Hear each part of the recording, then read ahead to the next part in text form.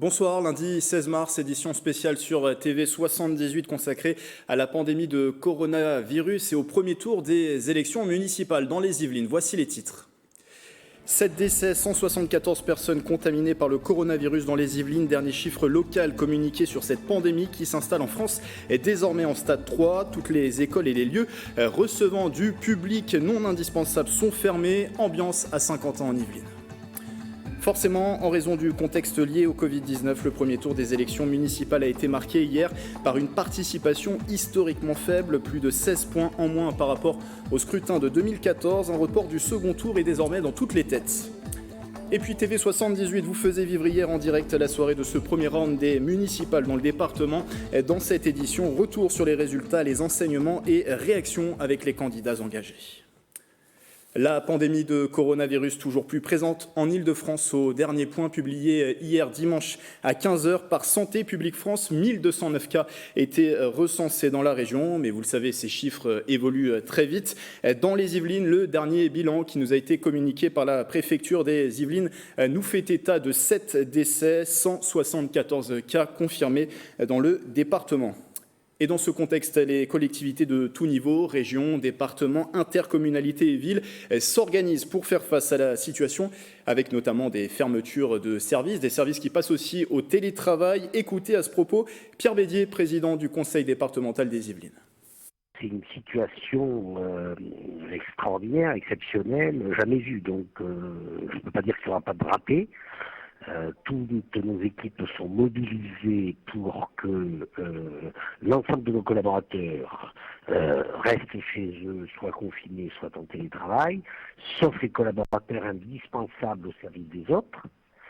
Je pense en particulier à l'aide sociale à l'enfance. On doit pouvoir continuer à accueillir des enfants en souffrance. Je pense également à la PMI, et puis nous devrons ouvrir des collèges pour permettre l'accueil des enfants, des personnels réquisitionnés dans le cadre de la lutte contre la pandémie. Donc on est en train de s'organiser, c'est pas simple, mais on le fait dans l'ordre. Dans les Yvelines, la vie des habitants est forcément impactée. Chacun essaie de s'organiser comme il le peut dans la perspective de nouvelles déclarations présidentielles. Rappelons qu'Emmanuel Macron s'exprime ce soir à 20h. Les magasins alimentaires sont pris d'assaut tandis que les autres commerces sont tous fermés. Drôle d'ambiance ce matin dans l'agglomération de Saint-Quentin en Yvelines, comme ont pu le constater Patrick Jacques de Dixmude, Mathilde Demilly et Nicolas Kirillovitz. Ce sont des affiches désormais placardées sur les devantures de nombreuses enseignes. Comme partout en France, les restaurants, cafés et autres salles de sport ont leur rideau baissé à Saint-Quentin en Yvelines. Parmi les derniers commerces encore autorisés à être ouverts, les boulangeries.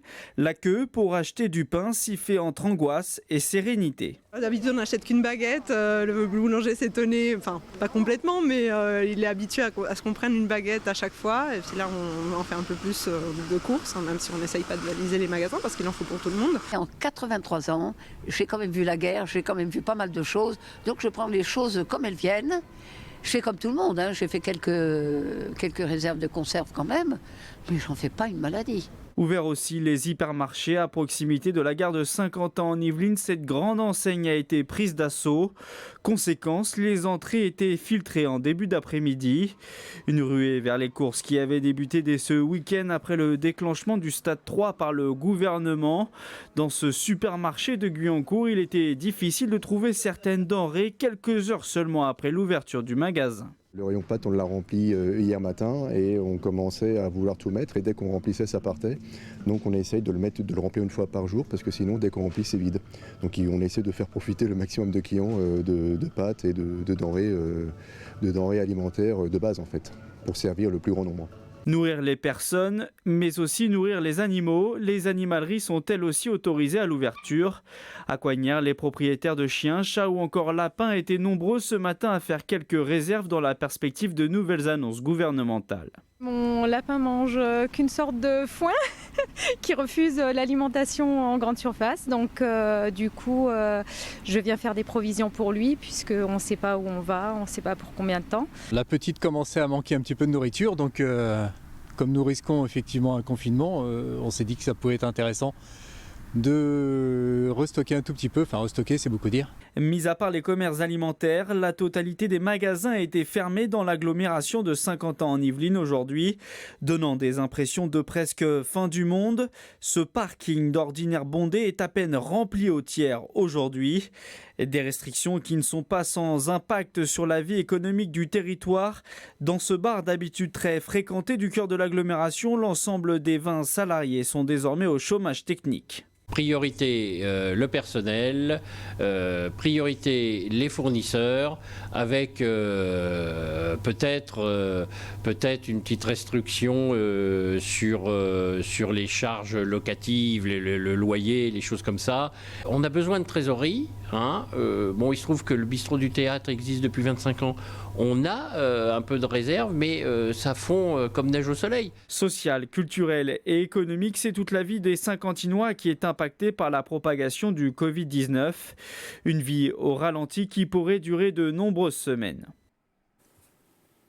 Et avec la décision du gouvernement de fermer tous les lieux accueillant du public et non indispensables à la vie du pays, la vie normale, vous l'avez vu dans ce sujet, se retrouve à l'arrêt. À l'image de la culture, plus de cinéma, plus de visites aux musées et de monuments, plus de sorties au théâtre. À titre d'exemple, le château de Versailles, fleuron du tourisme yvelinois, est fermé, tout comme les châteaux de Trianon, les jardins, le parc aussi, la galerie des carrosses ainsi que le domaine de Marly. Autre exemple parmi tant d'autres, le théâtre national de Saint-Quentin en Yvelines où devaient se tenir les rencontres in-cité. L'agglomération a décidé de sa fermeture dès vendredi, comme pour l'ensemble des équipements publics du territoire. Autre secteur touché, c'est le sport. Toutes les fédérations ont pris des dispositions pour interdire la pratique en compétition, mais aussi en entraînement. Une décision prise dès jeudi soir après la dernière allocution présidentielle, à l'instar du football, qui compte le plus grand nombre de licenciés dans les Yvelines. Plus de 40 000 personnes en tout qui ne pourront plus disputer de matchs jusqu'à nouvel ordre. Samedi, le club de Voisins-le-Bretonneux se réunissait pour faire le point sur la situation et organiser la suite. Les propos sont recueillis par Mathilde Demy. La Fédération française de football, via Noël Le Graët, a très bien réagi, je pense, et rapidement, puisque dans l'heure qui suivait ou dans les 2 heures, on a eu un communiqué de presse très clair qui nous a permis effectivement de nous dérouler tout notre protocole de communication, assez simplement, puisque tout était écrit dans le communiqué de presse. La suite, ça va être assez simple, c'est qu'on va essayer de donner au moins des consignes aux joueurs pour essayer de s'entretenir physiquement, donc même individuellement, faire un peu de sport, et apparemment c'est même salvateur pour le coronavirus, donc on va essayer de proposer ça, et puis on va voir ce qu'on va pouvoir faire pour occuper un petit peu. On a quelques idées, profiter de cet temps d'arrêt pour faire des systèmes de webinars par exemple, pour pouvoir former nos licenciés, les dirigeants, etc. Webinar, ça veut dire à la télé, donc tout le monde dans son canapé va pouvoir faire ça. Voilà, on a plusieurs idées, on va voir ce qu'on va pouvoir faire. Moi je suis en période fiscale au niveau travail, donc du coup c'est vrai qu'une tension un peu stress au travail, donc du coup c'est vrai que le sport me permet d'avoir une bouffée d'oxygène. Donc c'est vrai que là on va faire avec les contraintes qu'on nous impose. Malheureusement, je pense qu'il faut qu'on soit aussi raisonnable et faire face à cette crise.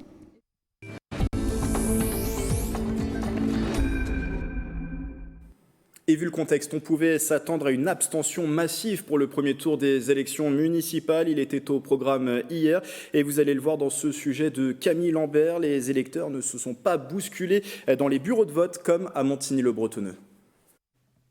Ici, comme partout en France, les recommandations d'hygiène ont été appliquées. Marquage au sol pour respecter une distance d'1 mètre entre les personnes, port de masques et de gants pour les assesseurs et surtout mise à disposition de gel hydroalcoolique. Des mesures nécessaires pour lutter contre l'épidémie de coronavirus, mais pas encore ancrées dans les habitudes des électeurs. J'ai tout respecté les mesures à tel point que j'étais troublée que j'ai mis ma carte d'identité dans l'urne. Dans ce bureau de vote de Montigny-le-Bretonneux, on ne se bouscule pas pour accéder aux isoloirs. Néanmoins, le maire sortant Jean-Luc Courgault se montre optimiste. À l'heure où je vous parle, 11h grosso modo, on est à peu près au même niveau de vote que 2014. Mais il va falloir voir l'évolution dans la journée. Je dois reconnaître que je ne m'attendais pas à terminer un mandat, on va dire, sur les chapeaux de roue comme ça. C'était vraiment quelque chose qui n'était pas prévu. On termine difficilement, mais sereinement quand même, parce qu'on a pris le maximum de précautions pour que les gens puissent voter comme il faut. On fait notre devoir civique, on rentre de Saint-Malo exprès.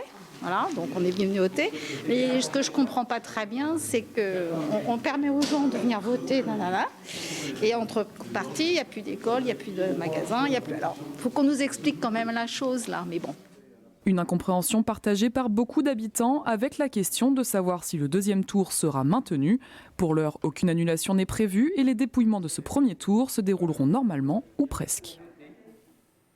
Et l'évolution a été mauvaise pour cette journée de dimanche du premier tour des élections municipales avec des chiffres de la participation historiquement bas. Elle est estimée, cette participation pour le premier tour dans les Yvelines, à 40,58%, soit quasi 16 points et demi en moins par rapport au scrutin de 2014. Une abstention même supérieure par rapport au niveau national où elle s'élève à 53,5% selon les dernières estimations. Une situation inédite qui aurait pu être évitée selon Stéphane Manson, doyen honoraire de la faculté de droit et de sciences politiques de l'UVSQ. Reporter le premier tour n'était pas impossible selon lui. Il était notre invité hier soir lors de notre soirée spéciale élection municipale sur TV 78. C'était absolument pas obligatoire, ça s'est déjà vu, je ne sais plus quand d'ailleurs, je crois que c'était en 2014 où le mandat des conseillers municipaux avait été prorogé de 2 mois pour que les deux scrutin municipal et scrutin des européennes coïncident. Donc le législateur a tout loisir de prendre une loi, d'adopter une loi pour prolonger le mandat des conseillers municipaux. Le report de ce premier tour aurait été tout à fait envisageable et y compris à un délai très court du jour prévu. Il suffisait pour cela, ça se fait pas aussi simplement, mais c'est pas impossible juridiquement, il suffisait de demander au Premier ministre qu'il prenne un décret, retirant le décret initial par lequel il avait convoqué le corps électoral, et il fallait ensuite, ça c'était plus délicat, réunir le Parlement pour lui demander de voter une loi prorogeant le mandat des conseillers municipaux jusqu'en juin, jusqu'en septembre. Voilà, ça aurait été possible, ça aurait été compliqué, la seconde partie du dispositif, faire voter la loi, aurait été compliqué dans les conditions qu'on connaît aujourd'hui, mais c'était pas impossible. La question qui se pose désormais, faut-il reporter le second tour des élections municipales prévues dimanche prochain? Pierre Bédier, président du département des Yvelines, nous donne son avis. J'ai entendu ce soir la plupart des chefs de parti dire qu'il fallait reporter à plus tard. Des médecins aussi, donc j'ai tendance à écouter les premiers, croire les seconds. Après, il faut que les choses soient clairement figées, c'est-à-dire si on décide de reporter de 4 ou 5 semaines ou le scrutin, il faut suspendre les campagnes électorales parce que le pays ne peut pas vivre en campagne électorale et ça serait paradoxal de confiner les gens et d'avoir des campagnes électorales. Et il faut bien entendu conserver les règles, c'est-à-dire faire qu'on ne puisse pas recommencer des listes comme si le premier tour n'avait pas eu lieu. Il faut sacraliser le premier tour. En tout cas, le code électoral est formel. En cas de deuxième tour de ce scrutin, il doit être procédé le dimanche suivant le premier tour. Cela veut dire que l'élection municipale est indissociable, elle forme un tout. Dans ce cas, dans le cas d'un report du second tour, le premier tour sera considéré comme caduc. Même en cas d'élection de maire dès hier, il faudra revoter pour les 2 tours. Dans ce cas-là, le Parlement réuni en session extraordinaire devra voter dans la semaine une loi pour prolonger le mandat des conseillers municipaux sortants qui expire le 31 mars prochain. Ce scénario dont je vous parle est valable, sauf disposition exceptionnelle prévue par le gouvernement et l'État. Aujourd'hui, Édouard Philippe, le Premier ministre, a demandé le report du second tour des municipales au 21 juin. Et pour rappel, Emmanuel Macron doit s'exprimer sur le sujet, peut-être dans une allocution aux Français ce lundi soir à 20h. Côté résultat, à présent pour ce scrutin dans les Yvelines, une dizaine de maires sortants a été réélue dès le premier tour de ce scrutin des municipales. Le point avec Mickaël Elmidoro. Dans les Yvelines, plusieurs maires ont été réélus dès ce premier tour des municipales 2020. À Poissy, Carl Olive, liste d'hiver droite, remporte l'élection dans cette ville de 37 000 habitants. Vainqueur en 2014 avec 62,42% des voix, il l'emporte encore plus largement ce dimanche 15 mars. Ce candidat totalise 75,60% des suffrages. La hauteur de ce résultat, oui, je dois avouer que ce n'est pas ce que nous attendions, même si on était convaincus du travail qui était fait. Vous savez, j'ai répété pendant 6 ans que la réalité, c'était celle du terrain, en adéquation avec les habitants. Moi, je suis né ici, j'ai grandi ici, j'aime les habitants comme les habitants même, je le crois. À Saint-Cyr-l'École, la liste Saint-Cyr au cœur 2020 menée par Sonia Brault, maire de la commune depuis février 2019, s'impose avec 55,60% des suffrages face à la liste menée par Lydie Dulompont. À Saint-Germain-en-Laye, Arnaud Péricard, en place depuis 2017, a lui aussi remporté son premier suffrage en tant que tête de liste.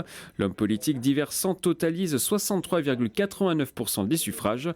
Il devance notamment Kane Richard de la liste Saint-Germain écologique et solidaire. Ça prouve que les Saint-Germainois se retrouvent dans le projet que nous leur avons proposé, dans la rigueur qui est la nôtre, dans le sérieux et dans les projets que nous avons pour notre ville pour les 6 prochaines années. Je crois que nous sommes des gens crédibles. Nous l'avons démontré pendant 6 ans et nous allons le redémontrer sur les 6 prochaines années. À Sartrouville, Pierre Font, maire historique de la commune depuis 1995, va repartir pour un nouveau mandat. Sa liste Sartrouville J'aime ma ville l'emporte assez facilement avec 62,27% des suffrages. Le maire sortant devance Isabelle Amaglio-Terrisse. À Beaudercy, pas de souci pour la liste d'hiver droite Philippe Benassaya. Le maire sortant en place depuis 2014 repartira pour un nouveau mandat. Il devance Jocelyne Agny avec 63,67%. À Vélizy-Villacoublay, Pascal Thévenot, maire depuis 2014, s'est lui aussi largement imposé dès ce premier tour avec plus de 60% des suffrages. Les 3 autres candidats, Didier Blanchard, Hugues Orselin et Yasmine Belzenmat, sont largement distancés. C'est assez rare à Vélizy, et puis il y avait quand même 4 listes, donc c'était pas obligatoirement facile de l'imaginer avant. On a tout fait pour, puisque aujourd'hui, finalement, on était un peu les seuls à avoir un programme. Et maintenant, c'est un peu la satisfaction des Vélysiens sur ce qu'on a fait ces 6 dernières années. À Versailles, commune de 85 000 habitants, François de Mazières, le maire d'hiver droite sortant, partira pour un 3e mandat. Comme en 2014, il a été élu dès le premier tour, cette fois-ci avec 63% des suffrages. Je crois que les Versaillais étaient satisfaits du bilan. En tout cas, ils nous l'ont montré dans le vote. Et je leur en remercie du fond du cœur parce que la vie de maire, c'est une vie totalement engagée et c'est une vie où finalement on a un sentiment quasiment d'affection. À Mantes-la-Jolie, le maire sortant Raphaël Cognier, en place depuis décembre 2017, a été réélu avec 72,2% des suffrages. Il devance Marc Jamais, une liste d'hiver gauche. Enfin, à Conflans-Sainte-Honorine, la liste Conflans en avant menée par Laurent Brosse remporte le premier tour avec plus de 51%. L'homme politique partira pour un 2e mandat consécutif.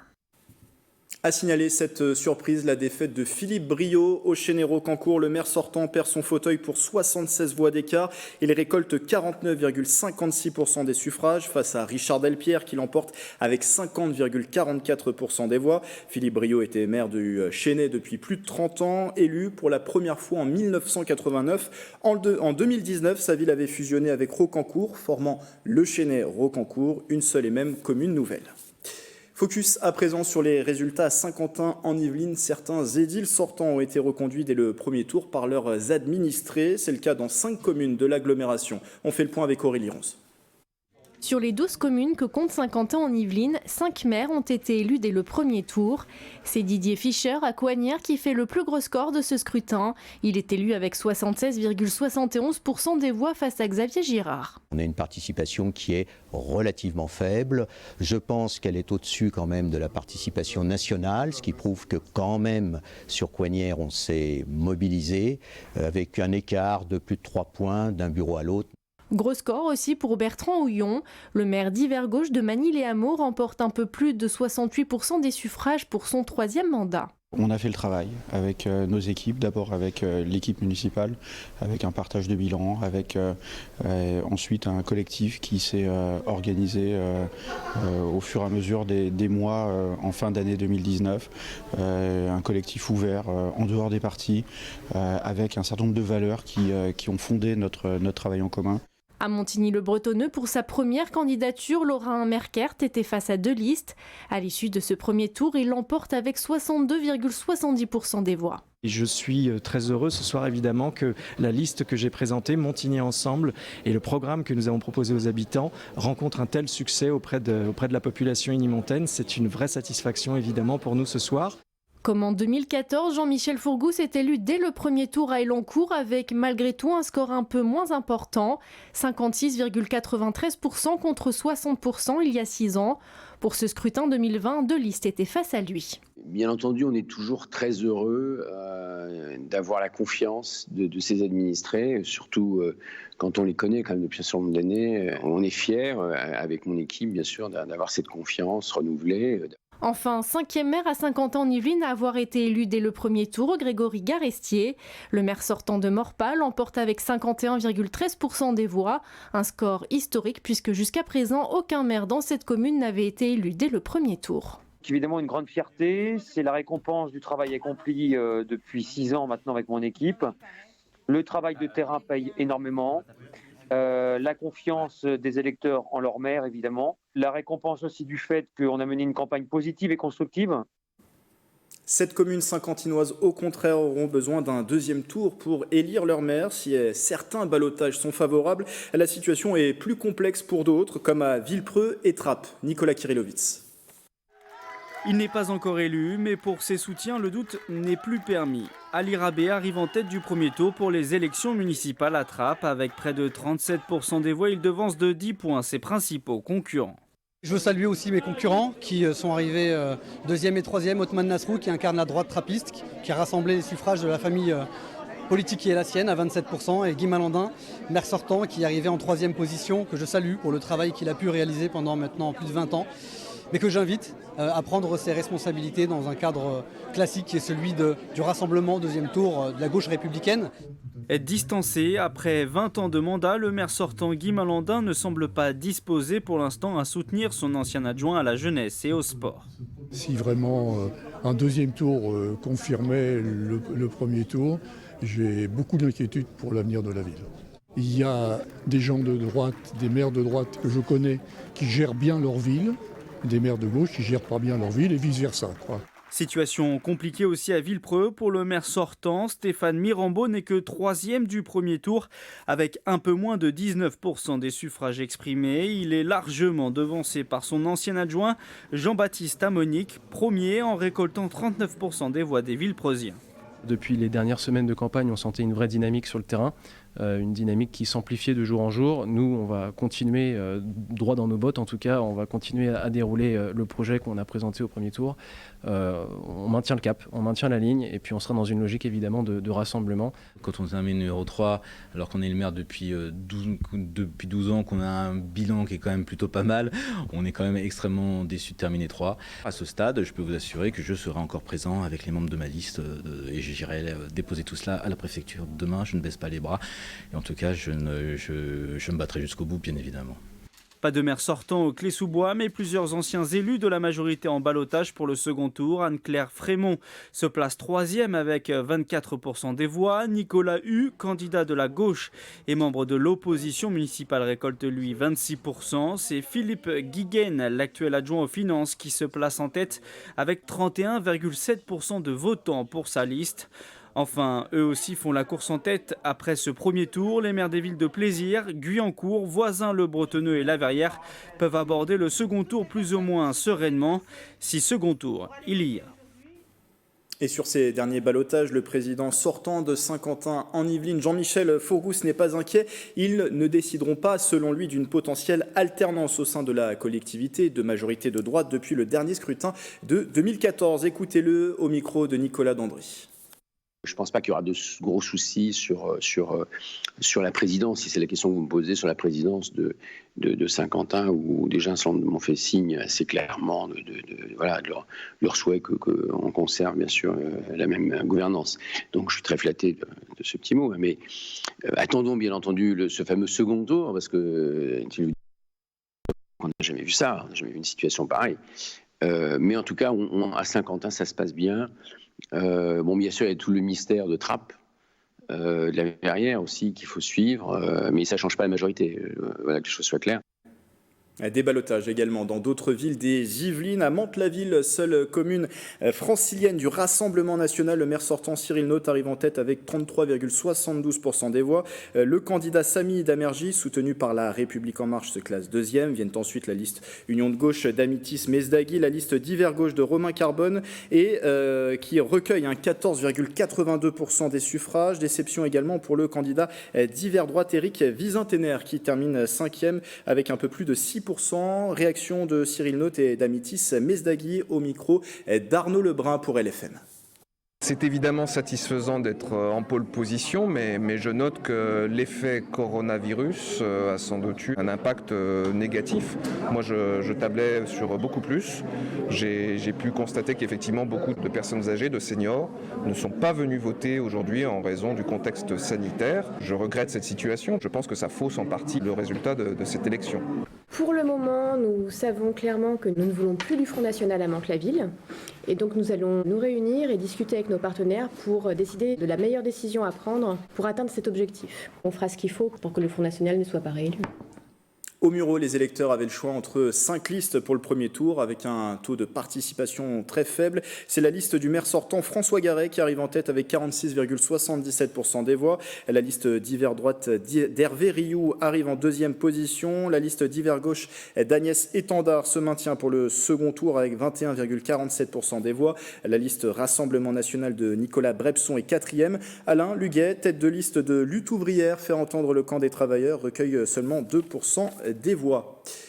Et puis à Rambouillet, pas de maire sortant. Marc Robert ne se représentait pas pour raison de santé, mais à l'issue de ce premier tour, la candidate de la majorité sortante se démarque. Véronique Matillon arrive en tête avec 43,82% des voix. Le candidat écologiste David Jutier, lui, crée la surprise en obtenant 27,25% des suffrages. Déception en revanche pour Gilles Schmitt, le candidat investi par LREM qui termine à la 3e place. La liste de gauche de Jean-Marc Seller est loin derrière avec un peu plus de 6%. L'élection à Rambouillet qui a été marquée par un faible taux de participation avec 41,26% pour ce taux qui est similaire parmi toutes les communes des Yvelines. Les propos sont recueillis par François Poulet. Une grande joie, effectivement, après une belle campagne menée par une équipe qui est très soudée, que je remercie sincèrement. Oui, nous avons fait une belle campagne. Le résultat est là ce soir, malgré bien entendu une participation nettement inférieure à la participation habituelle. Nous, on a créé un collectif pour porter des valeurs. Et en tout cas, quel que soit ce qui va arriver à la suite, on va continuer de porter ces valeurs. Et dans les quartiers, comme on l'a fait auprès des gens. Si les élections présidentielles et législatives de 2017 ont bousculé le paysage politique national au niveau local, les partis et mouvements politiques traditionnels ont démontré leur subsistance. Le Rassemblement de la droite et du centre sort vainqueur de ce scrutin municipal dans les Yvelines. Statu quo pour la gauche à cause de sa division. Quant au parti de la République En Marche, il n'a pas réussi son pari dans le département. Les détails avec ce sujet de Nicolas Dandry.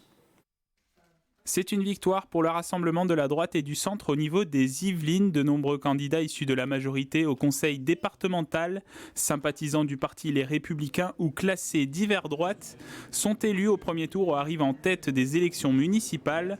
C'est le cas notamment de Carl Olive à Poissy, de Jean-Michel Fourgousse à Elancourt ou d'Arnaud Péricard à Saint-Germain-en-Laye. Ce succès se fait aux dépens de la République En Marche. Le mouvement du président de la République rate son pari dans les Yvelines. Principale illustration, la 4e position d'Anne-France Simon, candidate investie à Versailles. Loin derrière le maire sortant François Demazière, réélu avec 63% des suffrages. Autre exemple à Rambouillet, Gilles Schmitt arrive en 3e position avec 22% des voix. Devant lui, Véronique Matillon, candidate issue de la majorité sortante, et l'écologiste David Jutier. Puis à Limay, Sébastien Duprat, investi par La République En Marche, arrive en dernière position avec 11%, loin derrière le candidat communiste Éric Rouleau. Autre succès d'une candidature communiste, signe du maintien de la gauche dans ses bastions. À la Verrière, la maire sortante Nelly Dutu arrive en tête avec 40% des suffrages. Pas de succès au premier tour à cause de la division des candidatures de gauche. Même situation à Trappes ou à Guyancourt. François Morton arrive en tête, mais une candidature commune avec Olivier Paréja aurait pu obtenir plus de 58% des voix. À noter la réussite des candidatures écologistes à Rambouillet, Andrézy et Carrière-sous-Poissy. Enfin, le Rassemblement national confirme son implantation à Mantes-la-Ville. Seule commune dirigée par une majorité issue du parti de Marine Le Pen, le candidat Cyril Notte obtient 33% des suffrages.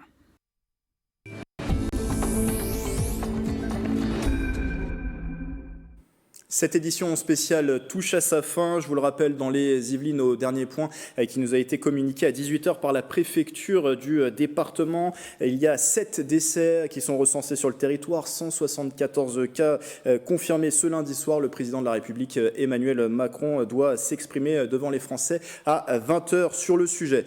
Dans ce contexte si particulier, la rédaction de TV78 fera tout son possible pour garantir une continuité de l'information avec forcément des effectifs et moyens réduits. L'actualité de notre chaîne, en tout cas, est aussi à retrouver sur nos réseaux sociaux et applications mobiles. Voilà, suivez bien toutes les recommandations qui sont données par le gouvernement et bonne soirée tout de même sur TV78.